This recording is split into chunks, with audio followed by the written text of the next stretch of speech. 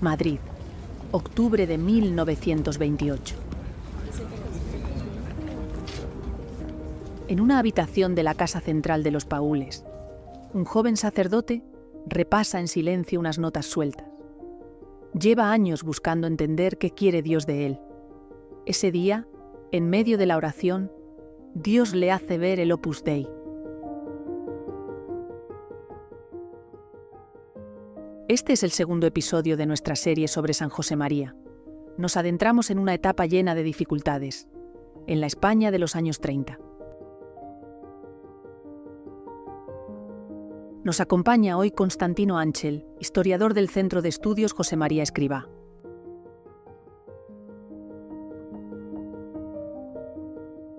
José María Escrivá llegó a Madrid con un objetivo concreto de carácter académico: cubrir los pasos necesarios para obtener el doctorado en Derecho, pues era la Universidad Central de Madrid la única que confería este grado.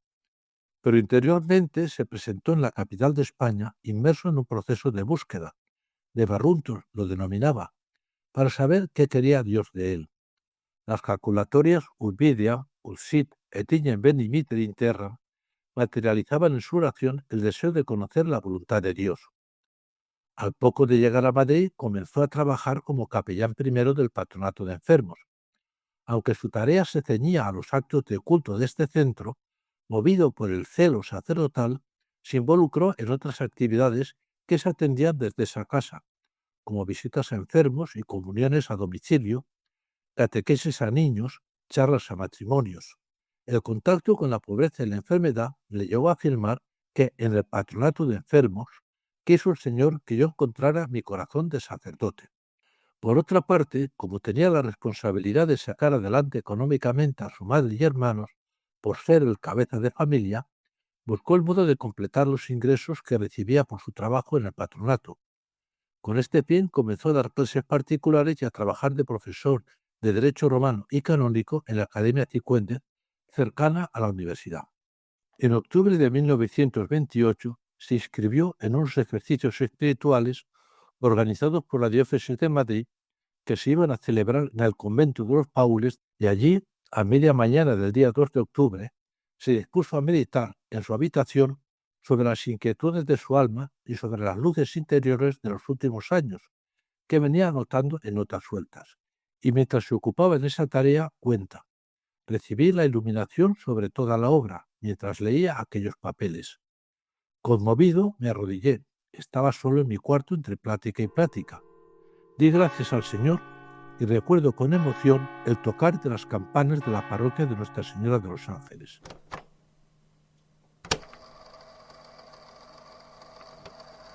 El 2 de octubre de 1928 quiso el Señor que apareciera el Opus Dei, una movilización de cristianos que supieran sacrificarse gustosos por los demás, que hicieran divinos los caminos humanos de la tierra, todos, santificando cualquier trabajo noble, cualquier trabajo limpio, cualquier quehacer terreno. La luz fundacional recibida incluía un mensaje, una vocación y una institución. José María Escrivá entendió que se habían abierto los caminos divinos de la tierra. A su vez, se concretó su vocación, que tenía carácter de misión: anunciar la llamada universal de la santidad. Y por último, la existencia de una institución encargada de perpetuar ese mensaje. Al concluir los ejercicios, a las ocupaciones anteriores se unió la tarea de llevar a cabo esa nueva misión. En un primer momento lo concretó así: desde entonces comencé a tratar almas de seglares, estudiantes o no, pero jóvenes, y a formar grupos, y a rezar y a hacer rezar y a sufrir, y dio un nuevo sentido a su trabajo con los enfermos, sirviéndose de sus dolores y sufrimientos para forzar a Dios el cumplimiento de su misión. Por eso afirmó años después que el Opus Dei nació entre los pobres y enfermos de los barrios extremos de Madrid y de los hospitales.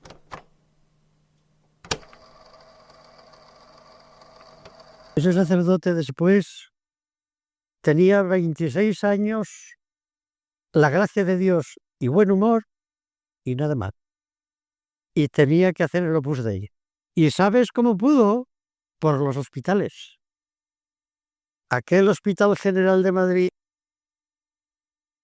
cargado de enfermos, paupérrimos, con aquellos tumbados por la crujía porque no había camas. Aquel Hospital del Rey se llamaba, donde no había más que tuberculosos pasados, y entonces la tuberculosis no se curaba, ahora es una enfermedad, ahora se cura. ¿Sí?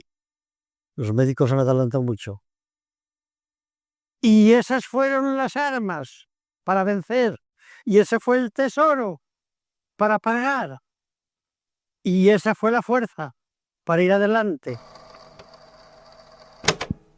Durante esos primeros meses, José María Escrivá, al interpretar la luz fundacional, pensó que quizá él no tenía que ser el fundador, pues probablemente ya existiría una institución que tuviera esa finalidad. Y por otra parte consideró que las mujeres no estaban incluidas en ese proyecto. De hecho, los primeros que se incorporaron al incipiente Opus Dei fueron 2 varones. El 14 de febrero de 1930, Dios intervino de forma extraordinaria en su alma, haciéndole entender, por una parte, que las mujeres también formaban parte del proyecto fundacional, y por otra, que él tenía que ser el fundador, pues no existía una institución que cumpliera esos fines. A la vista del panorama que se le presentaba, el fundador comenzó a realizar gestiones para conseguir un cargo eclesiástico que le diera estabilidad en Madrid y que le permitiera disponer de más tiempo para desarrollar el Opus Dei. Hizo intentos por entrar en la jurisdicción palatina, que atendía la Casa del Rey y los patronatos reales, pero no dieron resultado, pues el 14 de abril de 1931 cayó la monarquía y se instauró la República, que no ocultó su tendencia anticlerical. Por eso, mientras tanto, seguía con su trabajo en el patronato de enfermos y con las clases tanto particulares como en la Academia Cifuentes, a la espera de que se presentara una nueva oportunidad. En ese contexto, la Acción de la Gracia seguía actuando en el alma de José María Escrivá, y en ese año 1931 recibió nuevas luces fundacionales, esta vez relativas no al carácter institucional, sino al contenido del mensaje. Así, el 7 de agosto, durante la celebración de la Santa Misa, tuvo una locución que, con la frase del Evangelio de San Juan, y yo, cuando sea levantado en lo alto, atraeré todo hacia mí, enriqueció el carácter secular de la llamada universal a la santidad con el sentido de la santificación del trabajo. Un mes después, unas palabras del Libro de los Reyes le hicieron entender que Dios otorgaría a la obra, unida a la cruz, una perdurabilidad hasta el fin de los tiempos.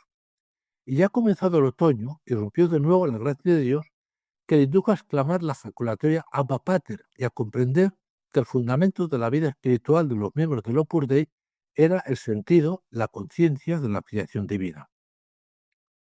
Después del 2 de octubre de 1928, explica José María Escrivá, andaba yo en Madrid sin director espiritual y sin tener, por tanto, a quien abrir el alma y comunicar en el foro de la conciencia aquello que Jesús me había pedido. Es cierto que pudo abrir su alma con 3 o 4 sacerdotes sucesivamente, pero por poco tiempo. Por fin, en junio de 1930, tuvo un encuentro con el padre Valentín Sánchez Ruiz, jesuita, y como consecuencia de esa entrevista, desde ese día, Sánchez Ruiz se convirtió en su director espiritual.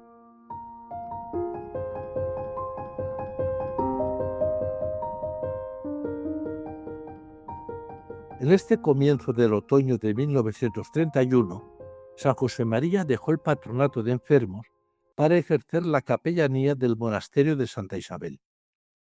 Esta institución pertenecía a la jurisdicción eclesiástica palatina y había accedido a este destino con la ayuda de San Pedro Poveda, entonces secretario de esta jurisdicción.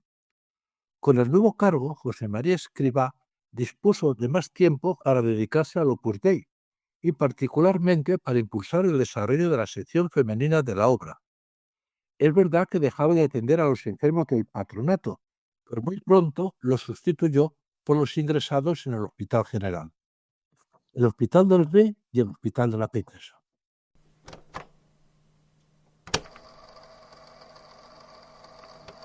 En aquellos primeros años del Opus Dei, yo iba con hermanos vuestros a los hospitales de Madrid y charlábamos con los enfermos, les hacíamos las camas, les lavábamos los pies, les cortábamos las uñas, perdonad estos detalles, les peinábamos, les decíamos palabras de cariño.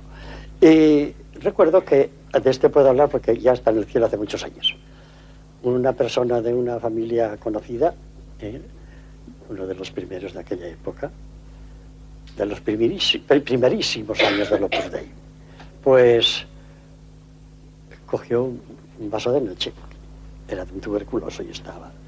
Y yo le dije, a limpiarlo. Y después me dio un poquito de pena porque la cara de asco que había hecho. Fui detrás de él y había en el mismo piso, era en el Hospital General, un cuartito donde se limpiaban esas cosas. Y lo vi con una cara maravillosa de cielo, limpiando con toda la mano. ¡Bien! ¿Hay que hacer esto? No. Hay que hacer las cosas bien hechas, con todos los medios asépticos, etcétera. Pero esto es un caso extremo, ¿comprendéis? Por contra, la situación económica familiar se tornó más precaria, pues con la llegada de la República se suprimió la asignación de los capellanes de los patronatos reales, quedando tan solo la referida al rector. Además, Santa Isabel, por no ser parroquia, tenía una feligresía más reducida y eran menos los encargos de misas. A esto se sumaba que su trabajo en la Academia Cifuentes concluyó poco después. Fueron tiempos de serios apuros económicos en los que él y su familia pasaron muchas estrecheces.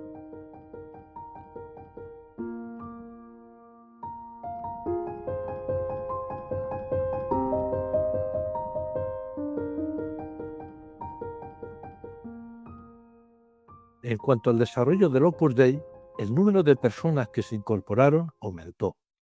Así, hacia mediados de 1932, contaba con 7 sacerdotes, más de media docena de laicos, entre estudiantes y empleados, y un pequeño grupo de mujeres, y todo con expectativas de mayor crecimiento.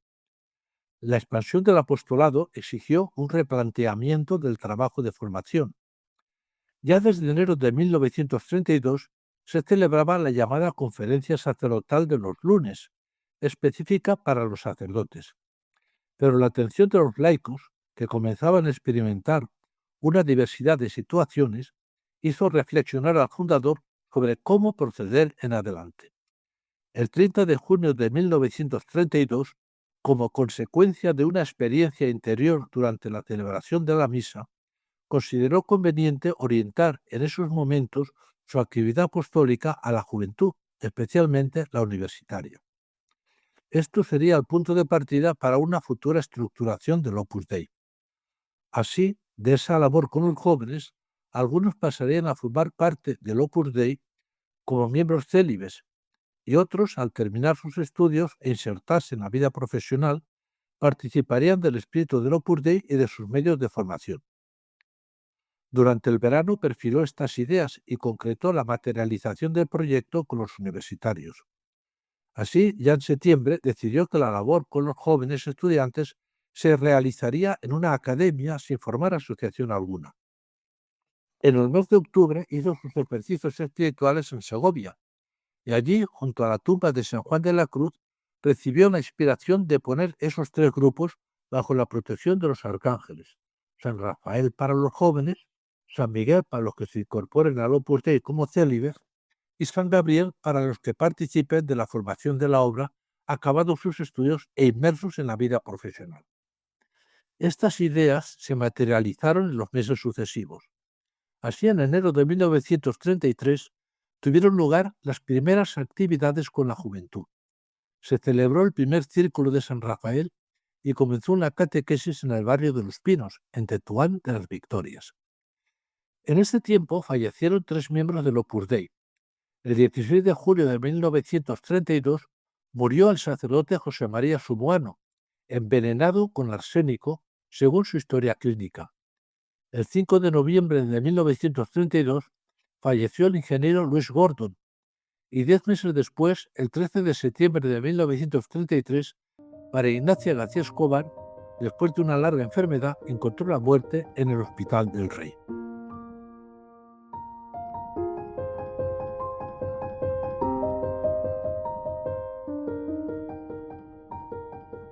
El último trimestre de 1933, José María Escrivá y los primeros de la obra estuvieron en la búsqueda de un lugar donde instalar la academia. Por fin se encontró un local en la calle de Luchana, y el 8 de diciembre de 1933 se bendijo la academia, que llevaba por nombre DIA, que son las siglas de Derecho y Arquitectura, aunque el fundador gustaba de traducirlas por Dios y Audacia. Fue la primera iniciativa apostólica de carácter institucional del Opus Dei. Años después se refirió a ella como la primera obra corporativa. La academia facilitó el crecimiento de los apostolados. En su sede se tenían clases de distintas asignaturas, se daban los círculos de San Rafael, había actividades de formación y conferencias, se preparaban las catequesis y, de modo especial, José María Escrivá recibía a quienes acudían a él en busca de su consejo espiritual y de los sacramentos. A medida que avanzaba el curso, se vio que la academia ya era insuficiente para albergar la labor que el Opus Dei pretendía realizar. En octubre de 1934, la academia se trasladó a la calle Ferraz y se amplió con una residencia universitaria. La instalación de la residencia de Ferraz agudizó la urgencia de encontrar la financiación. Por fin se solucionó en gran parte gracias a la generosidad de su madre y hermanos, que pusieron a su disposición los bienes heredados de su tío, Mosén Teodoro Escrivá. Conviene detenerse, aunque sea brevemente, en el papel de doña Dolores Albás. Fue la suya una vida de sacrificio generoso por secundar el trabajo de su hijo. Así, desde su llegada a Madrid, en 8 años tuvo que cambiar 7 veces de domicilio. Vivió con señorío las privaciones económicas, pues la dedicación de José María Escrivá a su misión fundacional no le posibilitó ocuparse en trabajos más remunerados. Además, doña Dolores, a medida que fue conociendo a los que se incorporaban al Opus Dei, supo acogerlos y tratarlos con afecto y dedicación.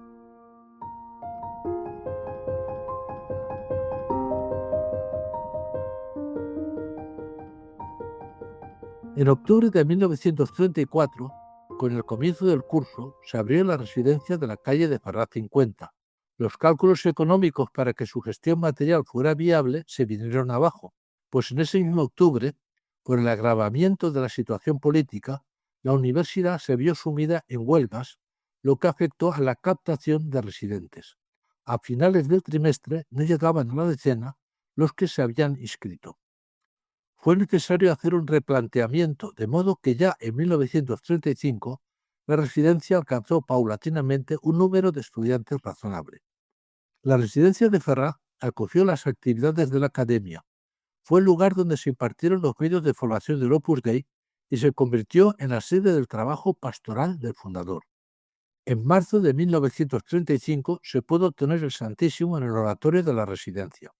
El número de personas que acudieron por la residencia en este primer curso, sin contar con los residentes, superó el centenar.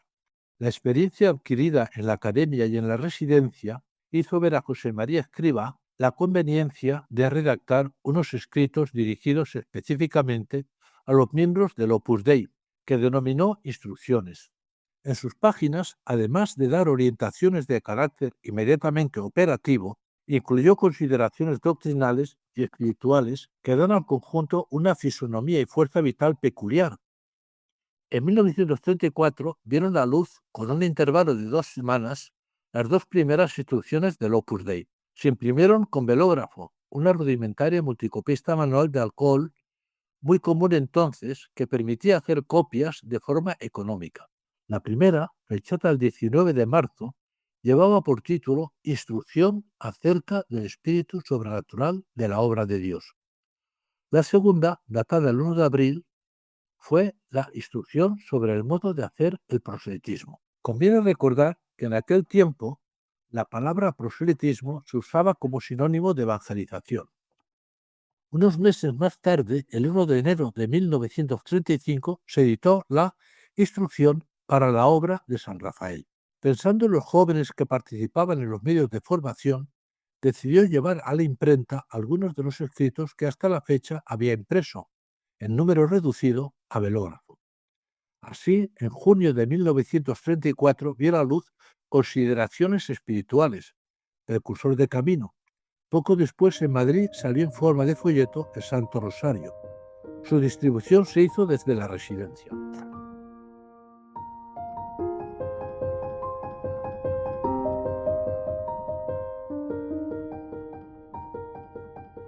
Al alcanzar el Opus Dei por el trabajo sacerdotal del fundador, una visibilidad que iba más allá de la actividad de un fervoroso sacerdote, se hizo necesario informar a la jerarquía eclesiástica y recibir su aprobación para los pasos sucesivos. Hasta entonces, la relación con la autoridad eclesiástica había sido, por decirlo así, de carácter administrativo, centrándose en la obtención y prórroga de las licencias ministeriales y de los permisos de residencia en Madrid, y en informar de su trabajo como capellán del patronato de enfermos. Pero con la apertura de la Academia Día y luego de la residencia de Ferraz, hubo que informar al obispo don Leopoldo Eijo Garay de sus proyectos apostólicos, así como de los permisos para tener reservado el Santísimo Sacramento en el oratorio de la residencia. En los años anteriores a la Guerra Civil, el conocimiento del trabajo de José María Escrivá le llegó al obispo por medio de su vicario general, don Juan Francisco Morán, con quien el fundador despachaba con cierta frecuencia.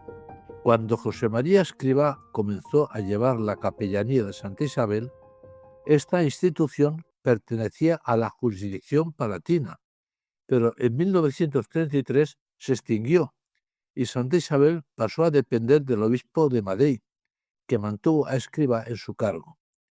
En diciembre de 1934 fue nombrado por el presidente de la República rector del patronato de Santa Isabel.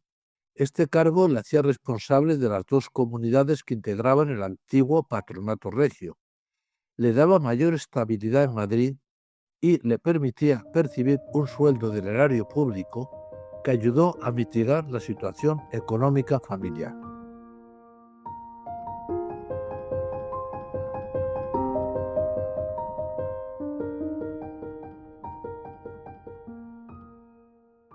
Con el paso de los años, algunos de aquellos primeros que habían pedido la admisión en la obra y otros que participaban de sus medios de formación, habían terminado sus estudios y se encontraban en los inicios de su labor profesional.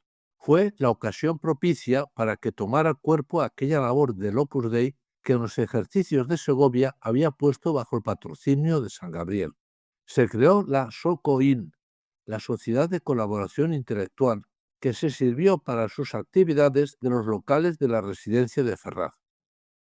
Entre sus actividades destacan las conferencias sobre temas de carácter profesional, cultural y social, presentadas por profesionales y explicadas con inspiración cristiana. Asimismo, participaban de otros medios de formación y de la dirección espiritual de José María Escrivá.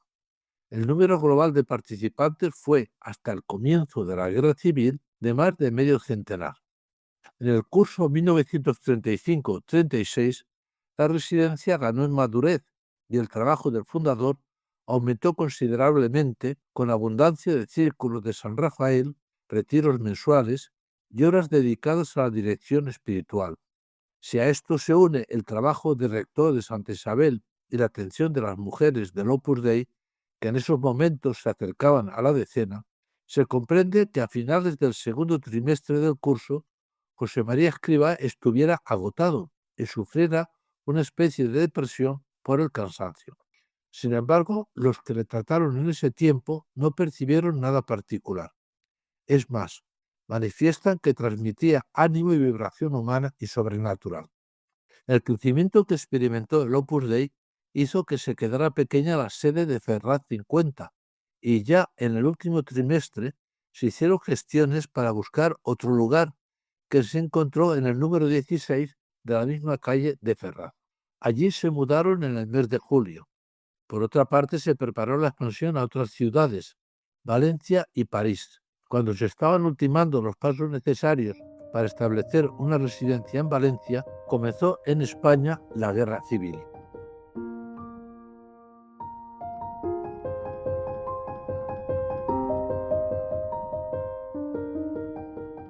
La Guerra Civil Española tuvo su primer enfrentamiento en Madrid, en el cuartel de la Montaña, que estaba justo enfrente de la nueva residencia de día. Allí se habían refugiado los militares sublevados y algunos civiles. Enseguida comenzaron los combates que acabaron con el asalto del cuartel y el asesinato de casi todos sus ocupantes. José María Escrivá y algunos de sus hijos, al iniciarse las escaramuzas, se encontraban en la residencia y tuvieron que trasladarse a las habitaciones traseras del edificio, pues algunos proyectiles impactaban en la fachada. Acabado el asalto y aprovechando la confusión, Escrivá se enfundó un mono de trabajo, salió de allí y se dirigió a casa de su madre, en la vecina calle del Doctor Cárceles. Pocos días después, la residencia fue incautada por el sindicato anarquista y se convirtió en una checa, un juzgado y cárcel popular donde se dictaban sentencias sumarias con penas de muerte. Como la guerra se inició entrado el verano, muchos de los miembros de la obra y de los que frecuentaban la residencia de Ferraz se hallaban fuera de Madrid, en vacaciones con sus familias. La división del país en dos zonas hizo que unos estuvieran en el territorio donde había triunfado la sublevación y otros en la parte del país que quedó bajo control del gobierno del Frente Popular. Entre estos últimos se contaban los que habían permanecido en Madrid. Durante los primeros meses fue casi imposible mantener comunicación con los que se encontraban en la llamada zona nacional. Con los que estaban fuera de Madrid, en la zona republicana, el contacto se hizo por medio de la correspondencia, usando palabras en clave para no levantar sospechas a la censura del correo. En los primeros meses de la guerra, Madrid vivió un ambiente revolucionario y anticatólico, con detención de sacerdotes y religiosos que casi siempre acabaron fusilados. De los sacerdotes que se habían vinculado al Opus Dei, hubo dos, Lino Bea Murguía y José María Vegas, que merecieron el martirio. En ese contexto, José María Escrivá tuvo que luchar por la supervivencia, buscando refugios que ofrecieran alguna garantía de seguridad. En las primeras semanas pudo esconderse en casa de su madre, pues por residir hasta entonces en la residencia de Ferraz, no era conocido como sacerdote por el vecindario. Pronto se hizo inseguro y en el mes de agosto se refugió en la calle del Sagasta 33, en casa de Manuel Saiz de los Terreros, cuya familia estaba fuera de Madrid. A fin de mes hubo un registro en el edificio y se escondió con otros dos en la buhardilla de la casa. Providencialmente no dieron con ellos, pero el sitio se hizo inseguro y hubo que dejar ese domicilio. Tras unos días de vagar por la calle, el 10 de septiembre se alojó, junto con Álvaro del Portillo, en un hotelito que estaba en la calle de Serrano número 39, junto a la Dirección General de Seguridad. Poco duró la tranquilidad, pues ante el aviso de un inminente registro policial, el 2 de octubre de 1936, José María Escrivá y sus acompañantes abandonaron el lugar. Unos días más tarde, el 7 de octubre, ingresó en el sanatorio psiquiátrico del doctor Ángel Swils, un conocido de la familia Escrivá. En esta clínica estuvo acompañado por su hermano Santiago y por José María González Barredo. Allí permaneció hasta el 14 de marzo. En torno a los días de su ingreso en Swils, los obispos españoles publicaron instrucciones sobre el modo de celebrar la misa en las circunstancias especiales de persecución. Hasta entonces, José María Escrivá celebraba lo que llamaba misas secas. Esto es, por medio de un misal, recitaba las partes de la misa, pero sin consagrar, y concluía con una comunión espiritual. Desde esa fecha celebró y al mismo tiempo consagró formas para que los de la obra que estaban en Madrid, por medio de Isidoro, pudieran recibir la Sagrada Comunión.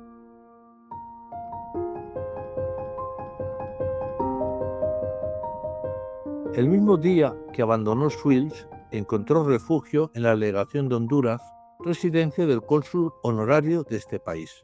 Las representaciones diplomáticas se convirtieron en refugio para aquellos que, a causa de la revolución, veían en peligro sus vidas. Cuando llegó José María Escrivá, estaban refugiados en la legación unas 90 personas, distribuidas en 2 apartamentos de la representación diplomática. La estancia en la legación, por su naturaleza diplomática, dio a José María Escrivá una seguridad que no pudo tener en los anteriores refugios, pues estaba expuesto a sobresaltos causados por intempestivos registros policiales. Además, aunque siempre había estado acompañado por alguno de sus hijos, en Honduras pudo reunir a varios más, como Álvaro del Portillo, Juan Jiménez Vargas, Eduardo Alastruet y José María González Barredo, junto con su hermano Santiago Escrivá. Pronto dispusieron de una habitación para el grupo. Era pequeña y carecía de muebles, pero en ella acomodaron los equipajes y los colchones, de modo que durante el día pudieran tener algún parecido a una sala de estar. José María Escrivá aprovechó las circunstancias para organizar el día, la Santa Misa y las prácticas de piedad, tiempo para el estudio y breves disertaciones a modo de conferencias y predicar meditaciones que luego, sirviéndose de la memoria, trasladaban al papel y, revisadas por el fundador, se llevaban a los que estaban fuera de la legación. También escribió abundantes cartas dirigidas a sus hijos que se hallaban fuera de Madrid, pero solo a los que se encontraban en la zona republicana, pues no se vio el modo de contactar con los que estaban en la otra zona de España. Isidoro Zorzano fue el enlace con el exterior, pues por tener pasaporte argentino podía circular por Madrid con relativa seguridad. Él se encargaba de enviar la correspondencia y de pasar a la legación las cartas que iba recibiendo. A su vez, visitaba a los miembros de la obra escondidos en diversos domicilios y sedes diplomáticas. Atendía a las necesidades de la familia Escrivá, que vivía en la calle de Caracas, y por último, proveía de alimentos y de otras necesidades a los refugiados en la legación. Durante los meses de la legación, José María Escrivá pasó por momentos de oscuridad interior, que podrían calificarse como de noche oscura de su alma. Pudo contar con la ayuda de un religioso corazonista, el padre Recaredo Ventosa, que estaba también refugiado, y con el que pudo abrir su alma y encontrar paz y consuelo. Sin embargo, los que convivían esos días con él supieron de esta desazón interior muchos años después, al leer lo que escribió en sus apuntes personales.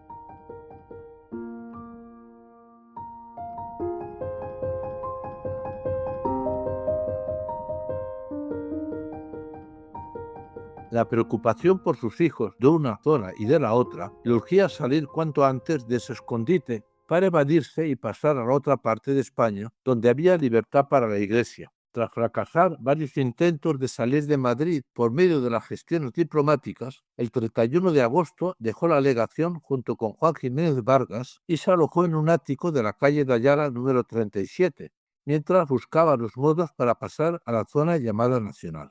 Por fin, tras encontrar unos contactos que por Cataluña podían conducirlos a través de los Pirineos a Francia, salieron el 8 de octubre de Madrid, camino de Valencia. El día 9 llegaron a Barcelona, donde estuvieron hasta el día 19 de noviembre, en el que se encontró el momento propicio de partir. Mientras tanto, se habían unido al grupo José María Albareda, Manuel Saiz de los Terreros, Pedro Carciaro, Francisco Botella, Miguel Fisac y Tomás Alvira.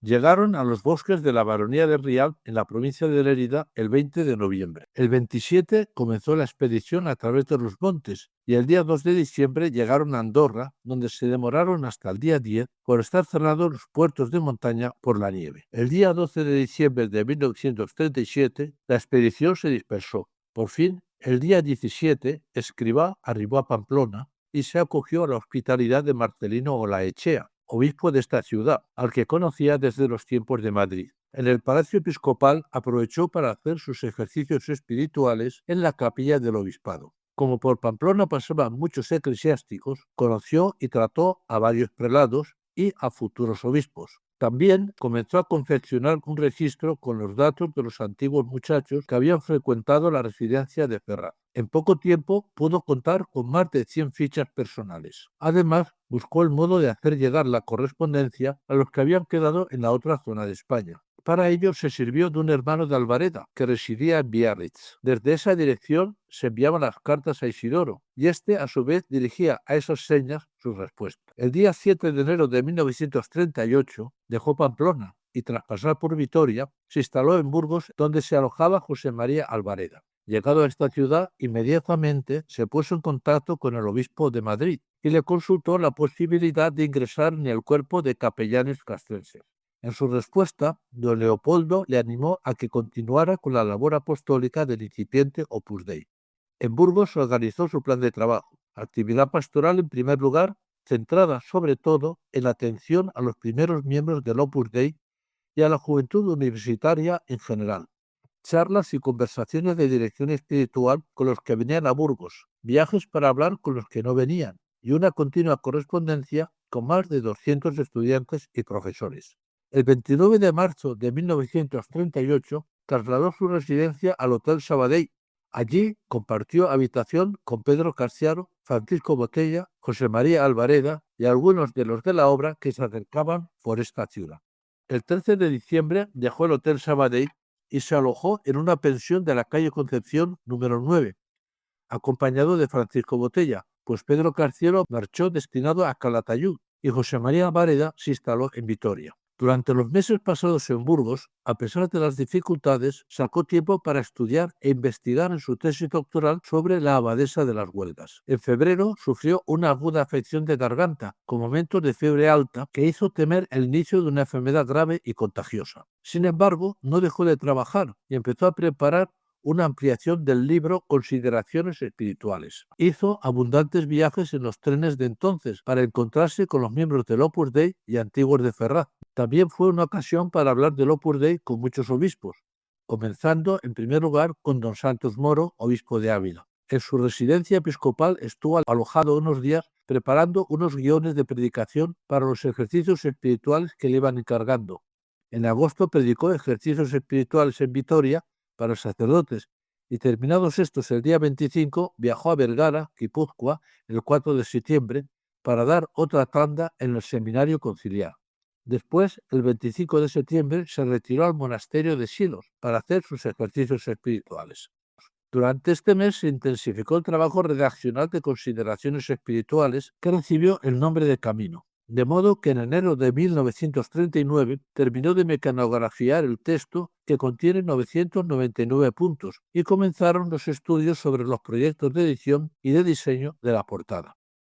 El 27 de marzo salió de Burgos camino de Madrid, entrando en la capital con las primeras tropas el día 28. Tras saludar a su familia, se instaló en la vivienda del rector del Real Patronato de Santa Isabel.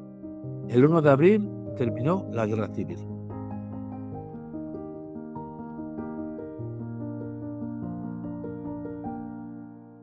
No te pierdas el próximo episodio de esta serie dedicada a la vida del fundador.